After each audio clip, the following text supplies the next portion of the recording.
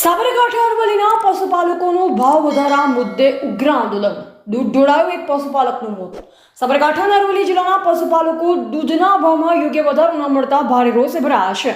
આ મુદ્દે ચાલી રહેલું તેમનું આંદોલન વધુ ઉગ્ર બન્યું છે અને જ્યાં સુધી તેમને ન્યાય નહીં મળે ત્યાં સુધી આંદોલન ચાલુ રાખવાની ચીમકી પણ ઉચ્ચારવામાં આવી છે.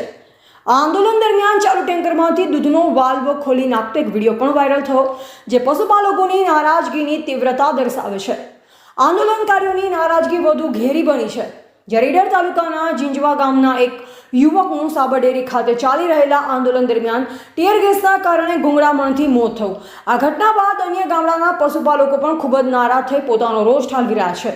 દૂધના ભાવ વધારા માટે હવે મહિલાઓ પણ આગળ આવી છે. એક મહિલા પશુપાલકે આક્ષેપ કરતા જણાવ્યું કે અમે પોતે ડેરી આવનાર છે, ભાઈઓને હેરાન કરો છો, હવે અમે આગળ આવીશું. આ નિવેદન સૂચવે છે કે પશુપાલકોના આંદોલનમાં હવે મહિલાઓ પણ સક્રિયપણે જોડાઈ રહી છે. સાબર ડેરી દ્વારા પશુપાલકોને ક્યારે ને કેટલો ન્યાય મળશે તે તો સમય જ કહેશે.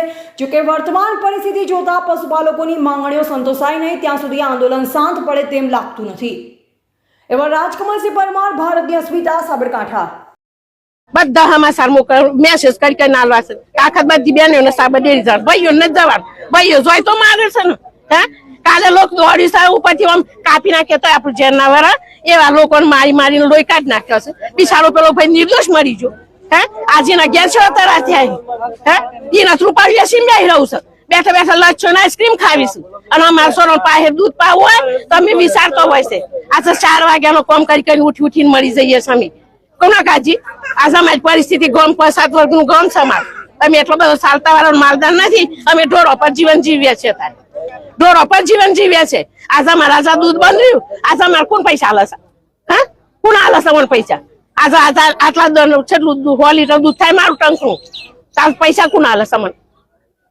તાજીને ખબર નથી. એને વ્યવહારથી એમ છે કેવું હતું કહી દેવું હતું કે હું ભિખારી થઈ જશું, હું લુખો થઈ જશું તો તમે છોડી દો તો છોડી દો.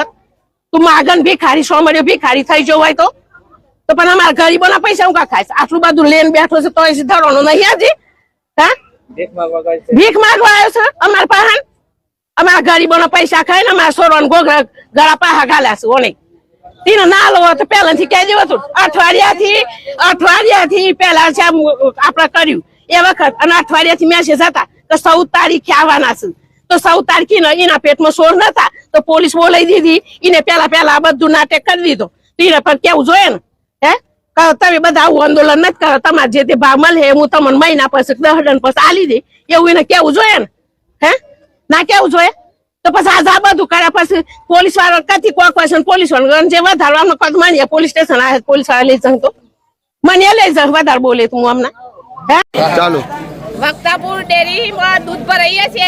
વક્તાપુરની બહેનો પરોરિયા 4 વાગે ઉઠે છે અને અમારો નફો ન ખોદ્યાઓ ખાઈ જોઈશે.